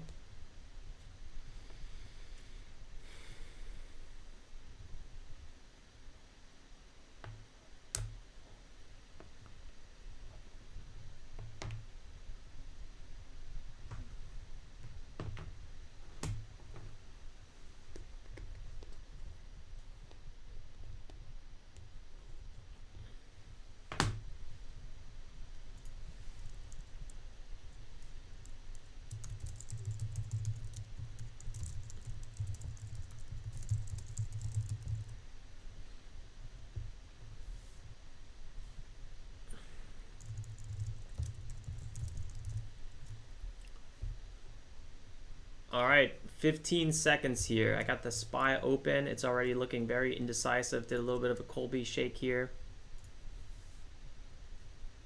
Little bull trap. Bull trap, bear's trap, 3 seconds, 2, 1. Let's see what the algos does to the SPY. Popping it higher. Recovered. It's below, so that's bullish. It's actually bearish, but since that might help the Fed to be more dovish, it could be bullish. Now it's bringing down the tickers along with it. Nice big sell off there at 394. Very strong.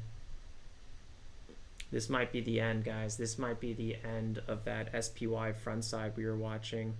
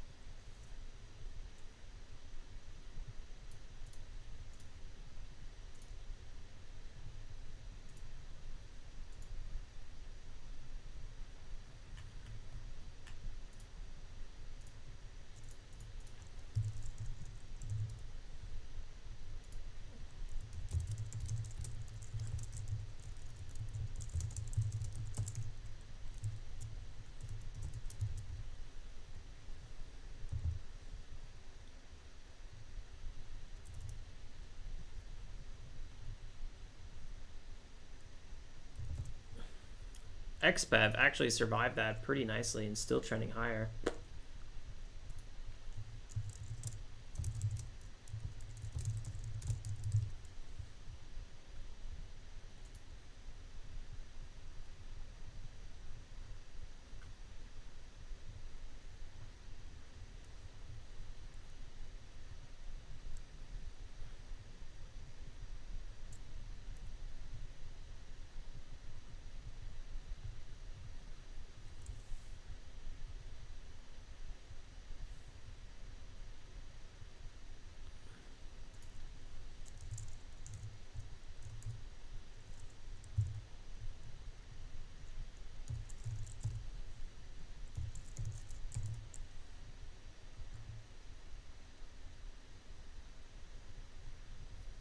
What an impressive run on Xpev, Neo, and Bili.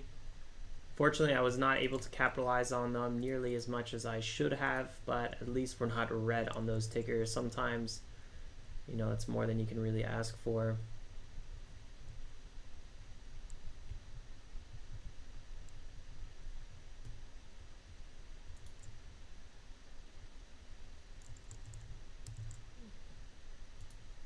I still don't really see something else I really want to trade.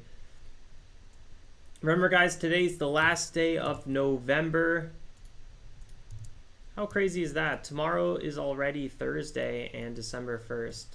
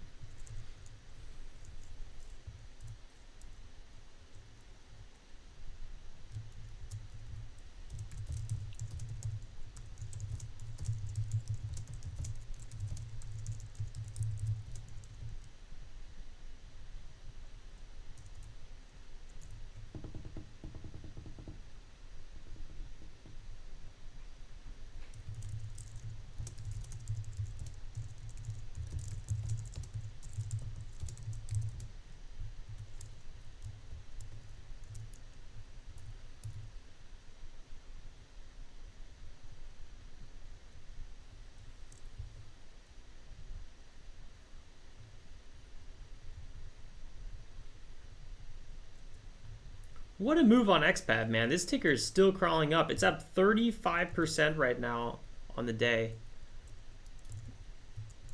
That's beautiful. Talk about letting this one run away.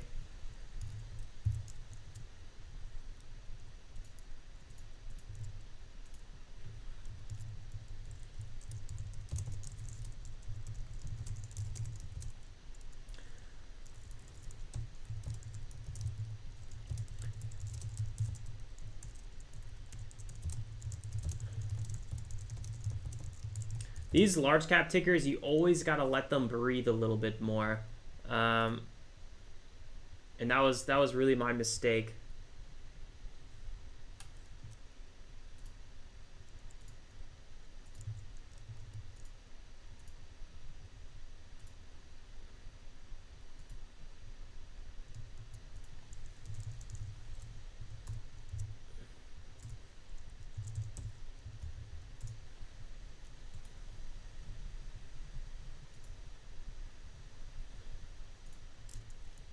MIO coming back down to earth.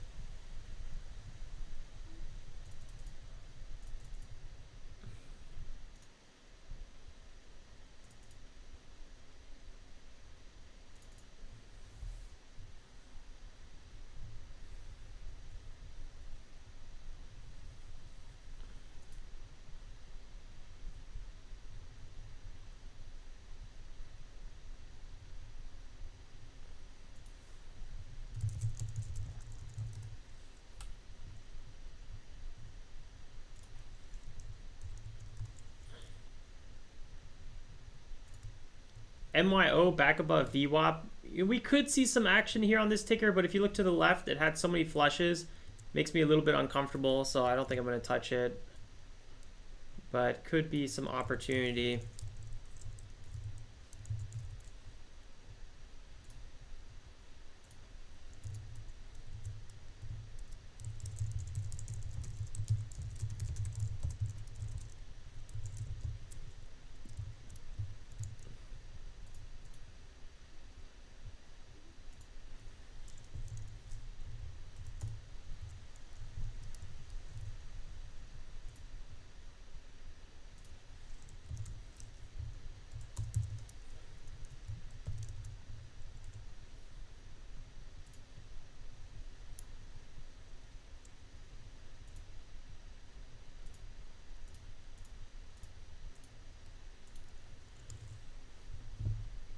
Yeah, I mean, so far over VWAP, it's actually doing a really good job.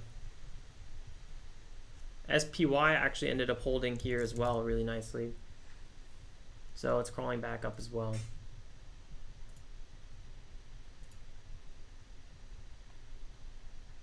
We even got coin barely holding the ropes as well. Trending slightly higher. But that was a big sell-off on coin, so it might be on a new bear trend. It's had failed, and now it's selling off. Had a bounce here off of 42, but I just wouldn't be surprised if it had further capitulation. Slow day. Good question, Yimshim. Anyone know a good SPY call options channel on YouTube?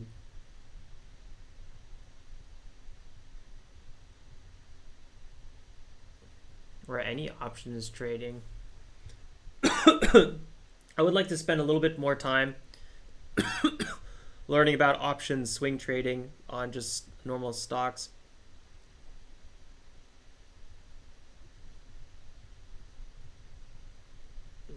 But I think I got the gist of it.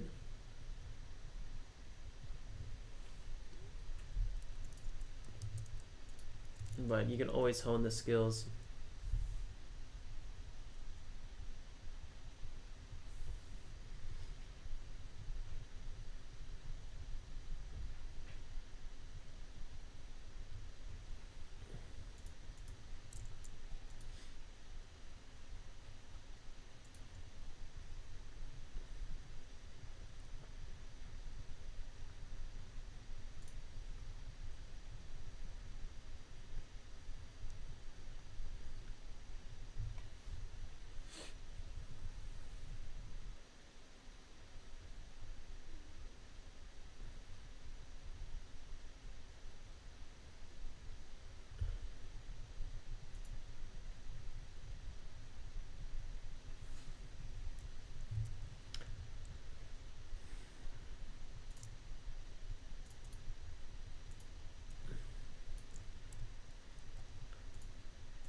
So for me, I am up $102 today. Nothing too crazy.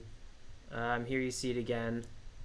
Let me zoom out a little bit. $102.07, but after fees, only 179 cents, or $100.79. A little higher win ratio today, but you know, I just never sized up. I only did 5 trades again, very small size. A positive risk-reward ratio, so that's really good. Nice profit margin. It's just another scratch day though. Like, I never really sized up to anything. No tickers that I really liked. Large caps and micro submarines is basically what we had to deal with today. You know, Xpev was okay, NIO was okay, and Bili was nice. Bili was really a ticker I called out, and I should have got more aggressive on it. But you know, you gotta prepare for the grind on these tickers. I mean, this is not our classic trading style right here, so you got to be ready for that serious grind. Tricky day for sure, but a lot of sitting on your hands. I think that's basically the best thing you could have done today. I think I might pop my head in a little bit later to see if there's any trading setups around the JP's talk. I don't think I'll go live, but I'll probably just look around during that time period. In terms of running P&L today, let's quickly go refresh this. So today was a little bit like the opposite of yesterday. The more I traded, the more green I got. I just never really took advantage of some of these setups, and I think that was really my mistake. Nice little pop there on NIO.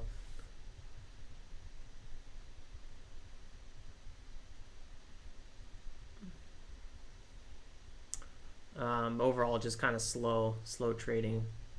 That's fine. Wasn't really my day. I'll take my small green win and just kind of call it, and wait for that good energy. I know it's going to come at one point, and in the meantime, just keep studying, keep practicing, keep learning. That's what it's all about. Eventually, we're going to get a nice hand, and then we're going to be able to play that hand. Today wasn't that day. All right, guys, thanks for tuning in, everyone. I'll see you then first thing tomorrow morning. Like always, guys, stay safe, make some awesome trades, and check out that premiere. Comes out at 10:30 a.m. Eastern Standard Time, so at 15 minutes, I'll see you guys again in a YouTube chat room. Brian says as well, green is better than red. Brian says, scalping options to me is more profitable than swing trading them simply because news can be a major factor. Yeah, I totally agree on that. And yeah. Actually, Brian, reach out to me on the Discord if you're there. I would love to chat a little bit more about options. Xpev and NIO both exploding right now, but I didn't trade them this whole time. I'm not going to FOMO at the last second. Cheers, guys. Ciao, ciao.